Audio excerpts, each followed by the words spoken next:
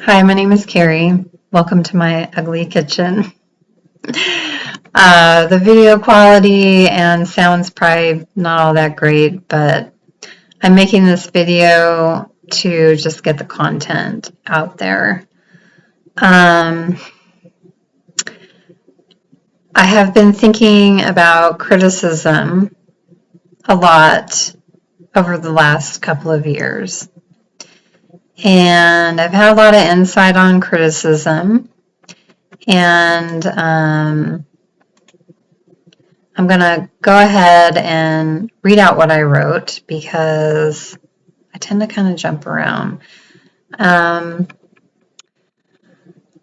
I'm hoping that what I say to you can give you some good insight and can help you realize maybe how you're criticizing yourself and others and how that maybe is beneficial or not beneficial. And when you're getting criticism from others, how to handle that in a more productive way. So criticism, we've all been guilty. We all do it. We all criticize someone or something, and some of us experience it more than others. Some of us do it more than others. Criticism can be helpful or harmful. It all depends on how it's delivered, the emotion behind it, the content, and how the receiver interprets this criticism. The intent can be good or bad, and the results will depend on how the receiver takes it. To tell you a little story about my life, how the intention of the criticism was bad, but it had a good outcome. When I was about 7 years old, some kids in the neighborhood were making fun of me for having training wheels on my bike. And of course, it upset me. And so I rode home, went in the garage, grabbed a wrench, and I started taking the training wheels off. My dad came out, saw me taking the training wheels off, and said, are you okay to ride your bike without the training wheels? And I said, yeah, I don't need them, and the kids are teasing me. So my dad helped me take the training wheels off, and I rode back to the school where the other kids were riding their bikes. And I said, see, I don't need the training wheels. So that actually helped kind of boost my confidence a little bit. And, you know, in giving criticism and in receiving criticism and how we handle it, you know, a lot of it stems from our need to feel accepted. And whether that's accepting yourself or accepting others, the first people that we have to prove ourselves to is our family. When you're a child, your survival depends on your relationship with your family or whoever's raising you. And the way you see them interact, the way you see them handle criticism, the way they give criticism to you, the way they make you feel, that all will definitely shape how you handle criticism and how you dish it out. Back to the scenario of my bike and the training wheels. If I had still needed those training wheels and I took the training wheels off and I fell, I could have injured myself. And not just the physical injuring, because as a kid, I mean, I was always scraped up because, you know, we were learning how to ride bikes, skateboards, all that stuff, you know, building ramps, thinking we're Evel Knievel. But if I had still needed those training wheels and I took them off just because I wanted to prove that, no, I can do this, but I really wasn't ready, I would have felt embarrassed. It would have made me feel a little bit more self-defeated. And I mean, I could have taken that two ways. I could have been like, okay, I guess I wasn't ready yet, and that's fine. Or I would have been devastated and been like, oh my God, I can't do anything right. And the way that you handle those situations, it really depends on how you're raised, how your family made you feel. Not every family is a safe, supportive environment. I know from experience, and yeah, my family was very critical. They're always criticizing me, criticizing everything. It was like growing up in a toxic, negative stew. And when you grow up in that environment, it's really hard to think positively. And sometimes even when you think you're thinking positively, you're actually not. So, you know, when you get upset that someone's constantly criticizing you, or you don't understand why other people can't handle your criticism, we're all coming from a different space. And when you grow up in an environment where you're not shown a whole lot of compassion, it's hard to show that compassion to others because you don't really have a content, so you don't know what that is. Now, when you grow up in an environment where you're constantly having to prove yourself, it can have some positive effects because it can make you a very driven person, and you can accomplish a lot of things. But on the flip side, when you grow up in these harsh environments, it can make you very critical of other people. It can make you impatient. It can make you more sensitive to criticism, and that's kind of narcissists, they can dish it out, but they can't take it. They can be very manipulative and criticize other people and twist things around, but if you point out anything that they're doing wrong, oh, hell hath fury on you. Yeah, that was my mom. It was very challenging to grow up with a parent like that.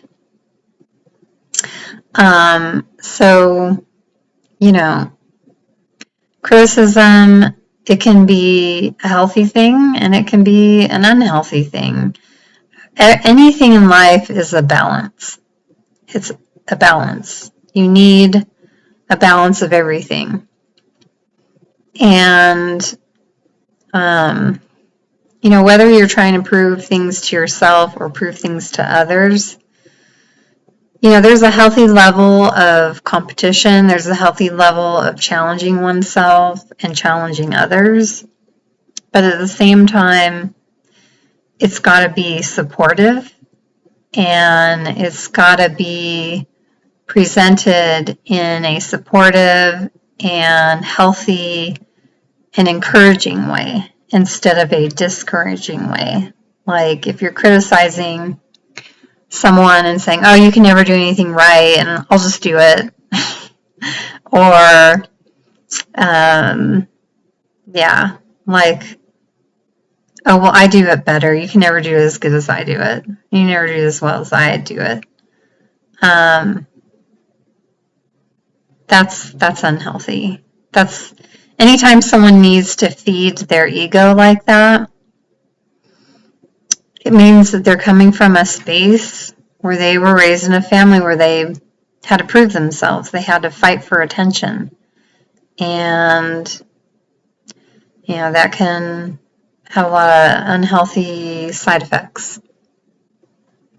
But, you know, it's good to challenge yourself, because when you can handle criticism, and whether it's healthy or unhealthy criticism, if you can discern and say, okay, well, this person's saying this. Is there any truth in what they're saying? Am I feeling upset by anything they're saying? Why am I feeling upset? Do I feel like they're misjudging me and they have me all wrong?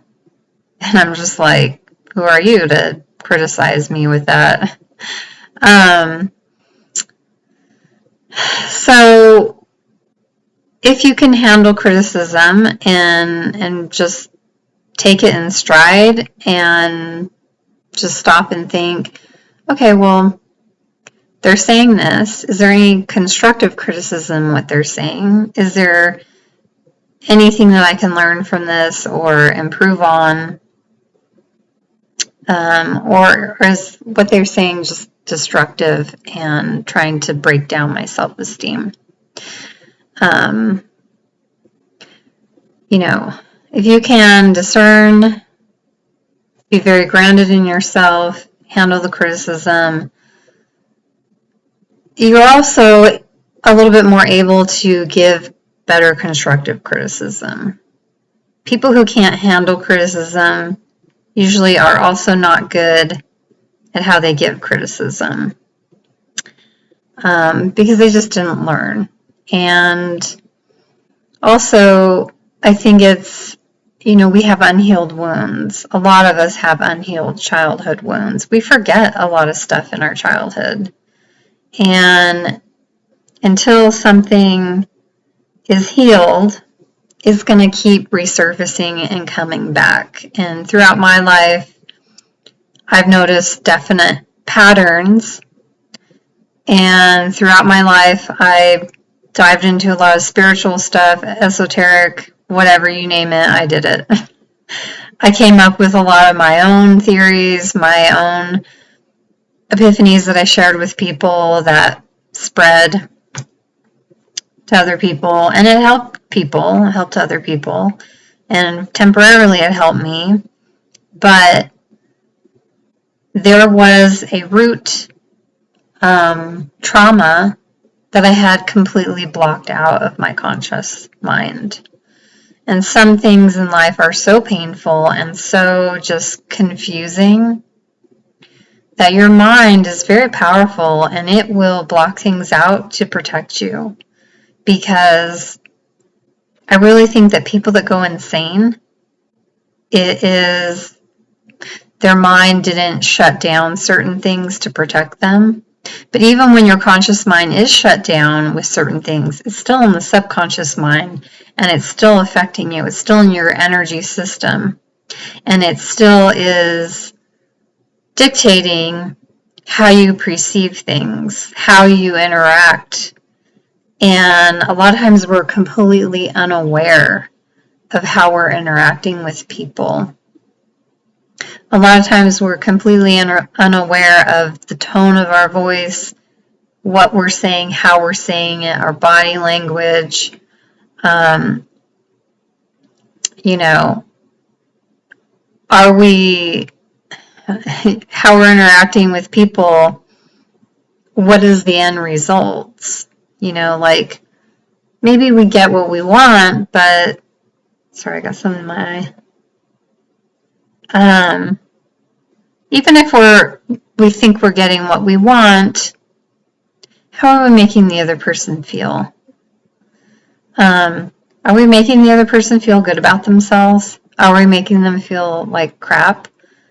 And are we encouraging them to do better, or are we discouraging them? Are we breaking down their self-esteem, or are we lifting them, building their self-esteem up?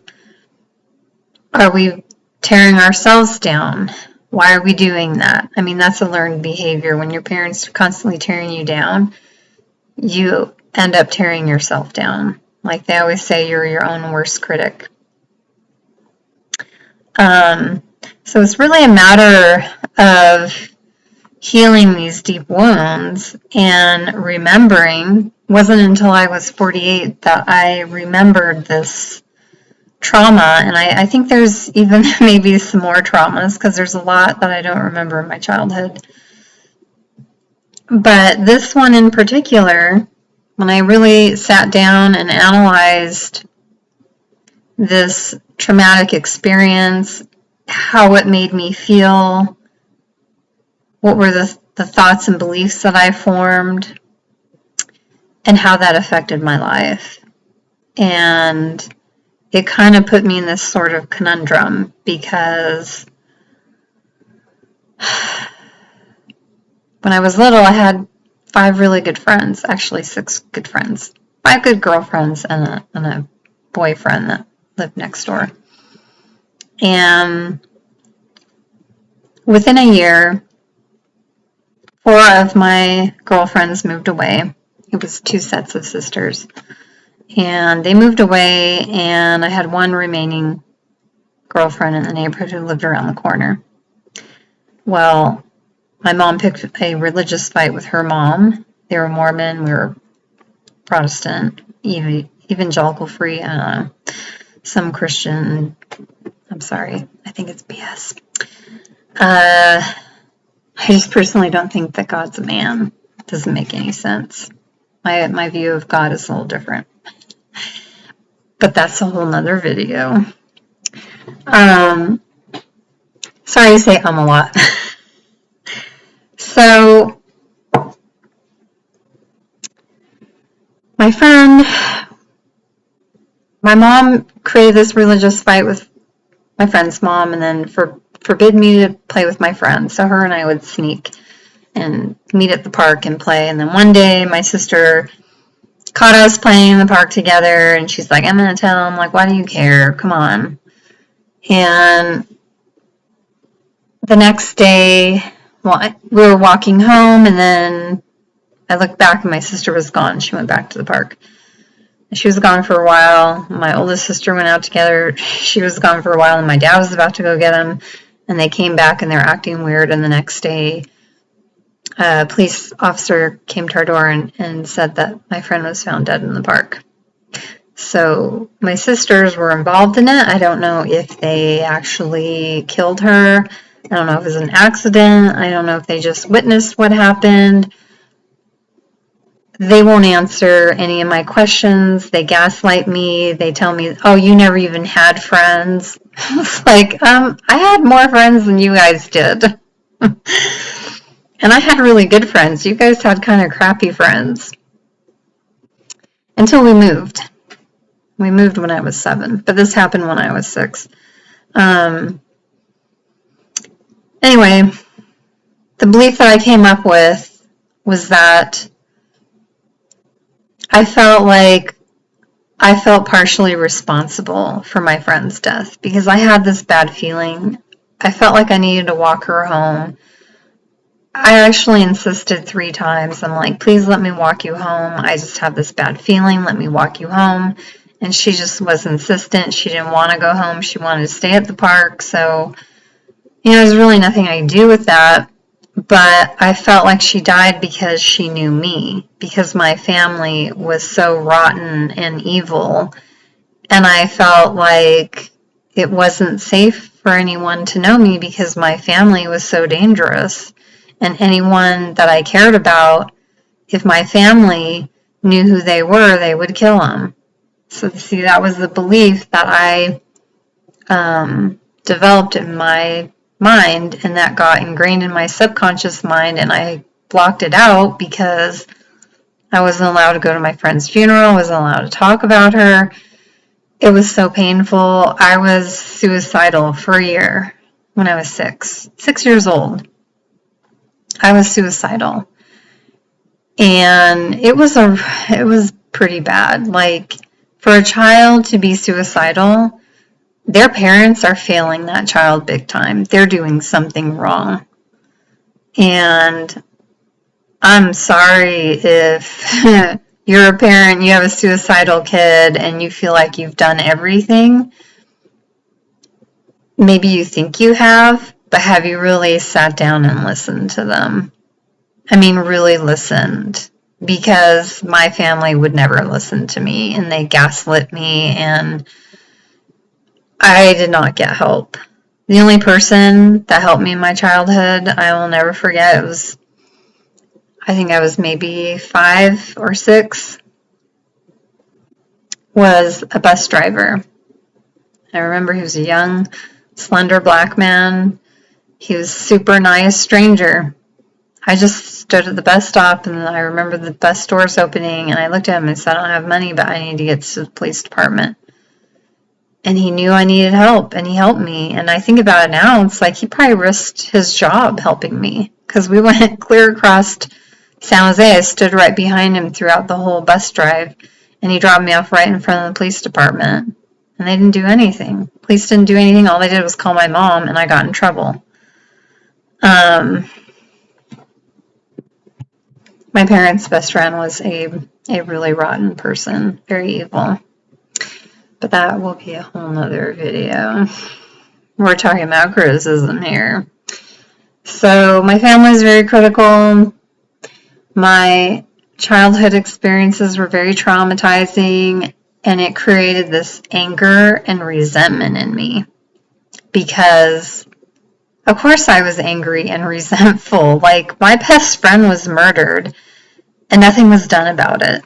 And nobody cared. Nobody cared about what happened to my friend. Nobody cared about me. And it pissed me off, right? I was really hurt and angry inside. And, you know, I made a conscious choice to be nice to others, to not be like my family. But at the same time, I had this piss and vinegar inside of me, and I became very critical. And I became, you know, very particular about every little thing. And nobody likes a critic. People don't like that. It's like, yeah, you can always see how something can be better or worse or whatever. You can always see how something can be improved upon. But if you go to an art show, I learned, good thing I learned very quickly. With my friend Heidi, who's an artist, her and my other friend, we used to paint together. And anytime she's like, asked my advice for her paintings, she would say, what do you think of this so far? Like, is there something else I should do here? So I'm like, oh, okay. I'm like, well, I think you should have some highlights there, maybe do this there or whatever. And she just looked at me like, you don't know what you're talking about. Because she didn't want my advice. She just wanted me to say, oh yeah, it looks great. Or point out the things that I liked. So I learned very quickly when she would ask me that, I would look at her painting, I would say, oh, I really like how you did this here. That would be great to see it like over here or whatever. Like, I like that. So I had to point out all the good things. And in general, that is the better way to give criticism to people. And I even learned that there was a huge difference. I grew up in San Jose, and then I lived in Southern California for a few years, and I noticed a huge difference in the way that employees were managed. In Southern California, what they would do is whatever you were doing really well, they would point that out, and they're like, oh my God, that's so great. Do more of that. And they would get you pumped up, and they would really show like, hey, I appreciate you, and they would make you feel appreciated, and they would make you feel a part of the team and a part of the family, and like they really cared about you. And because they did that, it makes you more motivated to do work. It makes you more motivated to do a better job. It makes you more invested.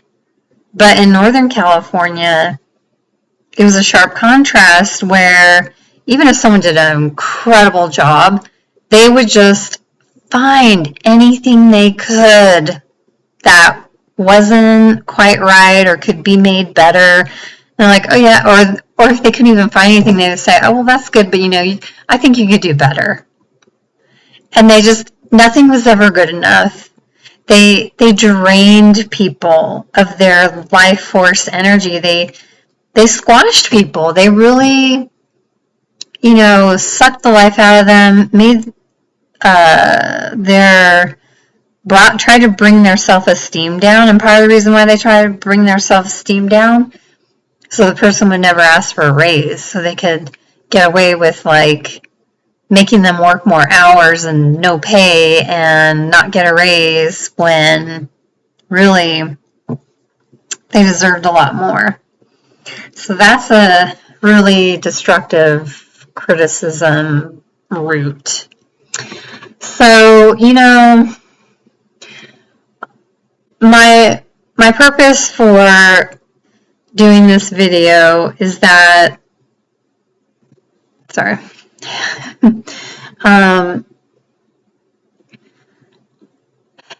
it's important, like if someone's giving you criticism and it's really pissing you off or just like, this person's annoying or whatever, know that when someone's giving destructive criticism, they've got a wound, an emotional wound inside of them that has not been healed, or they just were not taught compassion, to be more loving and supportive, because they maybe didn't get that love and support, so they don't even have a concept or clue how to do that.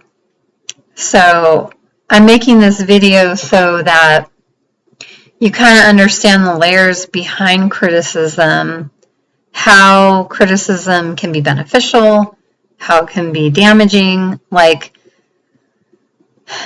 criticism of someone's diet can either cause them to have an eating disorder, which is really unhealthy, or it can motivate them to eat healthy and exercise and really improve their health. And when they're eating healthy and exercising, they're going to feel better, right? So, sometimes the intention's good and the results is bad. Sometimes the intention's bad, the result is good. It just all depends how the person's taking it, what's going on in their life experience. So, if someone criticizes you in any way, take a minute and really sit with it. Like, don't take it personally. I have one story. When I was in high school, there was this guy, and he just was a jerk to me. It was like he just wanted to hate me and vent all his whatever on me. But intuitively, I just had this feeling that he was going through something and he just needed to vent to someone. He just needed to get his anger out. And I was willing to be that soundboard because it didn't affect me.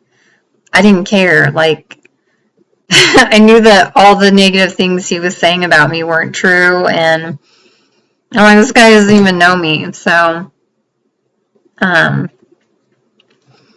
anyways, but every time he says something mean to me, I just say, I love you too, and give him a smile.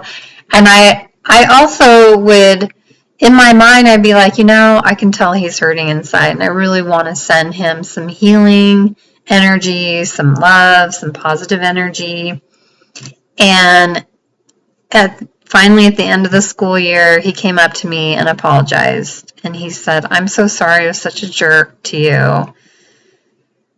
And I really want to thank you for continuing to be nice to me, even though I was a jerk, because my parents are going through a divorce. They were dragging me in the middle of it, and I was just angry and pissed off at the world. And there were times where I was suicidal, and it was your kindness that kind of pulled me through. And I just want to acknowledge that and really thank you. So, things like that, you just don't know what someone is going through. So I'm just making this video for you to be mindful how you're giving criticism. If you're going to criticize something, take a minute and think about how you're feeling. Are you criticizing this out of anger and resentment? Because sometimes we criticize people and tear them down because we're resentful they have what we want that we don't have, or we see something in them that reminds us of ourselves that we don't like, or they're acting in a way we're afraid of becoming There's many reasons behind why we criticize negatively or positively. And it's important when you're giving criticism or receiving criticism to just take a minute and really sit with it and check in with how you're feeling and ask yourself, is the criticism I'm giving this person, am I giving it to them to help them, or am I giving it to them to tear them down? Am I trying to help them, or am I just trying to feed my ego? How can I say this in a loving way? How can I be supportive? Do I really understand where they're coming from? And as the same token, if you're receiving criticism, you don't know what that person's going through. Maybe they've got a lot of hurt and pain. They're just angry and they're venting on you.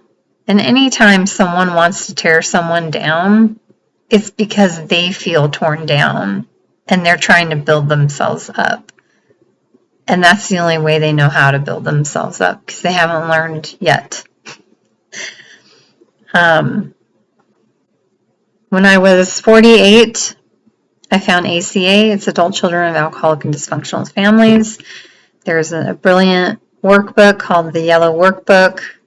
And there's also a very thick red book, which is like a Bible. It is very well written. I highly suggest for anyone and everyone to read the red book, join an ACA meeting. They have in-person meetings, online meetings. It is a supportive platform where you can meet other people who maybe are healing from deep wounds. So if you're finding yourself being super critical, negative, rubbing people the wrong way, go to an ACA meeting. Just go. And find a couple of people to work through the workbook together. I mean, you work through it yourself, but it's helpful when you have two people. I think that's ideal, two or three people to work through it with you. It's good to hear other people's experiences because it triggers memories. It gives you a deeper understanding. You don't feel alone. So yeah, that is my message for criticism. I hope that you have found it helpful. I'm sorry if I repeated myself too much or jumped around. I just wanted to get this message out because I know that I suffered a lot in my life from very unhealthy criticism because that's what I grew up in. That's all I knew.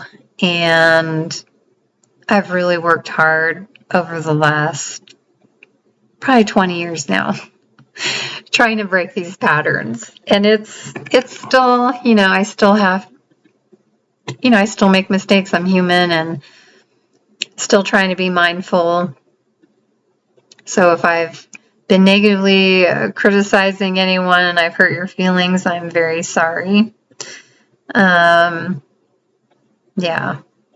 And here's my last bit is that, if you are harboring hurt and pain and resentment, it's important to acknowledge those feelings and validate them and realize that however you're feeling, there is a valid reason for why you are feeling how you're feeling. Sorry, if there wasn't a valid reason, you wouldn't be feeling that. I should have put this on silent. Sorry.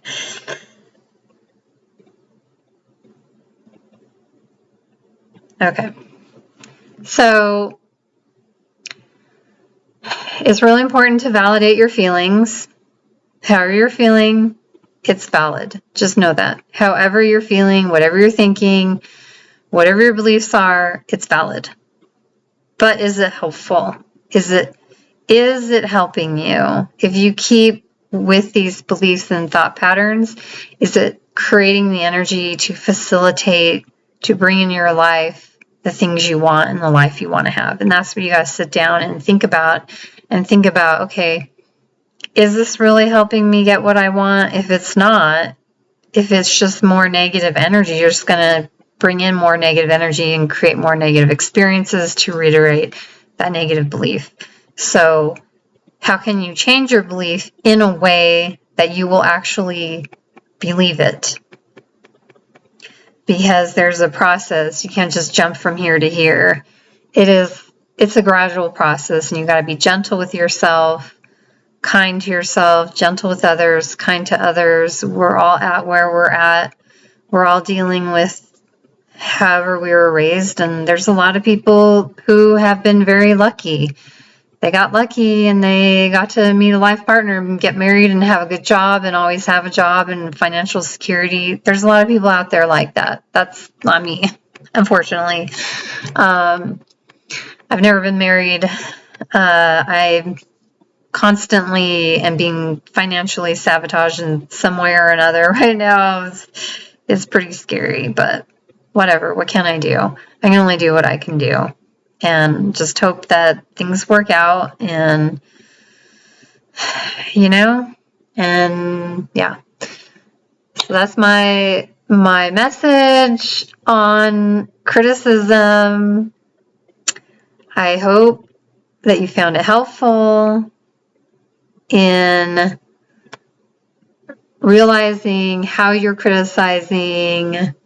Think about how you're criticizing, how you're taking criticism, how you can make things more positive, how you can give criticism in a more loving, supportive way, how you can take criticism and set healthy boundaries. Because if someone is just being a douche, you might need to set some boundaries and say, you know what, how the words what you're saying to me, I'm sensing a lot of anger and pain inside of you.